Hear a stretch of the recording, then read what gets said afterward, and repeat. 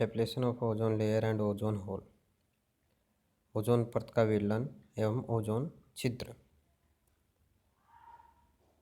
सबसे पहले हम देखेंगे कि ओजोन क्या है। ओजोन है ये ऑक्सीजन के 3 परमाणु से बनी होती है। इसे O3 द्वारा प्रदर्शित करते हैं। ये एक गैसीय फॉर्म में पाई जाती है। पृथ्वी के वायुमंडल में यह गैस अत्यंत अल्प मात्रा में पाई जाती है।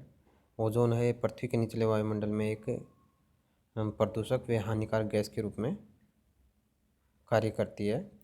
पृथ्वी के वायुमंडल के स्ट्रेटोस्फीयर, जो स्ट्रेटोस्फीयर लेयर है, उसके निचले स्तर पर पृथ्वी की सतह से लगभग 15 से 30 किलोमीटर के बीच में इस गैस की अपेक्षाकृत अधिक मात्रा पाई जाती है, जिसे हम ओजोन लेयर कहते हैं या ओजोनोस्फीयर जिसे कहा जाता है। ओजोन परत है ये सूर्य से आने वाले जो पराबैंगनी किरणें होती हैं उनको पृथ्वी की सतह पर आने से रोकती है। पराबैंगनी किरणें सामान्यतः 3 प्रकार की होती है: ultraviolet A, UVB and UVC। जिसमें से UVC है ये बहुत अधिक हानिकारक होती है और ये जीन में उत्परिवर्तन कर देती है, जिसे ओजोन परत द्वारा पूर्णतः अवशोषित कर लिया जाता है और पृथ्वी पर आने से रोका जाता है। UVB भी हानिकारक होती है। ये सनबर्न और कैंसर जैसे रोग उत्पन्न करती है। इसका भी अधिकांश भाग ओजोन द्वारा अवशोषित कर लिया जाता है और पृथ्वी पर आने से रोका जाता है। UVA जो कि अपेक्षाकृत कम हानिकारक होती है और इसका बड़ा हिस्सा पृथ्वी तक पहुंचता है।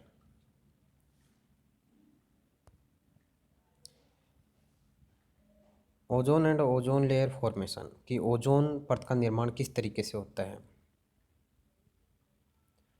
ओजोन का निर्माण है ये स्ट्रेटोस्फीयर में ऑक्सीजन और पराबैंगनी किरणों की अभिक्रिया से होता है। यहाँ हम देख सकते हैं कि जो ऑक्सीजन है ये इस ऑक्सीजन का फोटो डिसोसिएशन होगा अल्ट्रावायलेट रेज, जो कि 240 नैनोमीटर से शॉर्टर जो वेवलेंथ की होती हैं, उन अल्ट्रावायलेट रेज की प्रेजेंस में जो ऑक्सीजन गैस है वो परमाणुीय ऑक्सीजन, एटॉमिक ऑक्सीजन के अंदर परिवर्तित हो जाती है और ये परमाणुीय ऑक्सीजन है वातावरण में पाए जाने वाले ऑक्सीजन से मिलकर के किसका निर्माण करती है, O3 ओजोन का निर्माण करती है। हम यहाँ देख सकते हैं अल्ट्रावायलेट रेज जो कि 310 से नैनोमीटर वाली हैं, इनकी प्रेजेंस में ओजोन है ये ऑक्सीजन और परमाणु ऑक्सीजन के अंदर वापस से टूट जाती है। ये परमाणु ऑक्सीजन वापस से वातावरणीय ऑक्सीजन के साथ मिलकर के ओजोन का निर्माण करता है। तो इस तरीके से हम देखेंगे कि एक ओजोन ऑक्सीजन साइकिल निरंतर चलता रहता है और जिसके परिणाम स्वरूप ओजोन का निर्माण होता है और वापस से हमें ऑक्सीजन मिल जाती है और इस प्रकार से जो वातावरण में ऑक्सीजन की जो 21% मात्रा है वो भी स्थिर बनी रहती है और ओजोन का निर्माण भी लगातार होता रहता है। नेक्स्ट है depletion of ozone layer, ozone परत का विरलन। अनेक मानव निर्मित व प्राकृतिक पदार्थ हैं जो कि ओजोन अणुओं के साथ क्रिया करके उन्हें तोड़ देते हैं। ओजोन को इन पदार्थों को जो कि ओजोन को क्षति पहुंचाते हैं, इन्हें ओजोन क्षयकारी पदार्थ, ओजोन डिप्लेटिंग सब्सटेंस ODS कहा जाता है। ये मुख्यतः नाइट्रिक ऑक्साइड, हाइड्रोक्सिल, परमाणु क्लोरीन और परमाणु ब्रोमीन होते हैं। प्रकृति में इनकी मात्रा अत्यंत कम होती है और जिसके कारण से ये ओजोन का संतुलन बना रहता है, लेकिन मानव जनित स्रोतों से प्राकृतिक स्रोतों की तुलना में बहुत बड़ी मात्रा में मानव जनित क्रियाओं के द्वारा इन ODS का उत्पादन किया जाता है। क्लोरीन और फ्लोरीन युक्त कार्बनिक रसायन फ्रियोन कहलाते हैं और ब्रोमीन व फ्लोरीन युक्त रसायन हेलोन कहलाते हैं। फ्रियोन या क्लोरोफ्लोरोकार्बन का उपयोग मुख्यतः शीतलन में किया जाता है। ये गैसें अवशीतलकों से रिसकर वायुमंडल में पहुंचती हैं।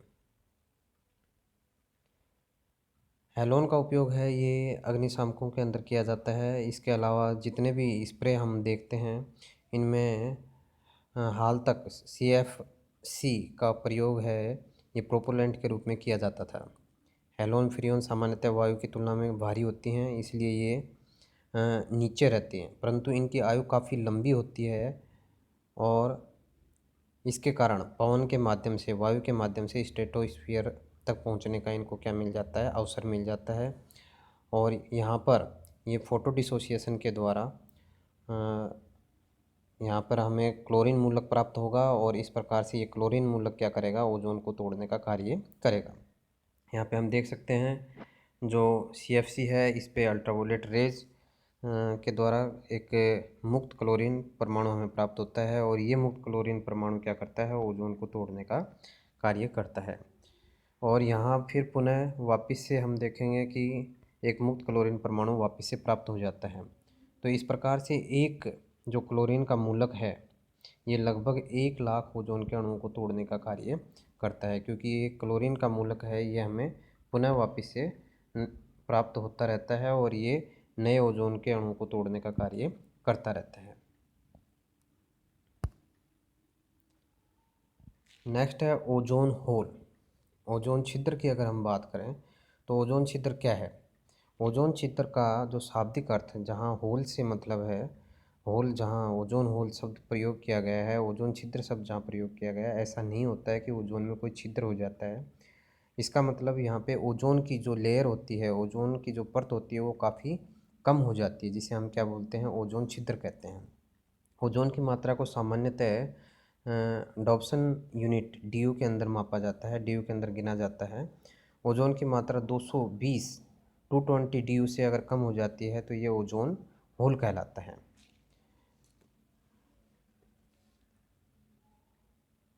ओजोन होल है ये स्प्रिंग के दौरान 1977 के अंदर, स्प्रिंग जो सीज़न है उसके दौरान 1977 के अंदर अंटार्कटिका के अंदर ओजोन का विलयन प्रारंभ हुआ और 1984 के अंदर ये काफ़ी कम होकर के 10% से भी कम ओजोन यहाँ पे बच गई और इसे ही क्या कहा गया, ओजोन होल कहा गया। ये ओजोन होल लगभग 10 मिलियन स्क्वायर मीटर में फैला हुआ था और ये काफ़ी बड़ी साइज़ में था, जो कि यूरोप जो है उससे भी बड़ी साइज़ में है। ओजोन होल है ये अंटार्कटिका के अंदर सामान्यतः सितंबर और अक्टूबर के अंदर इसका आकार क्या हो जाता है, बढ़ जाता है, ये और अधिक बढ़ जाता है।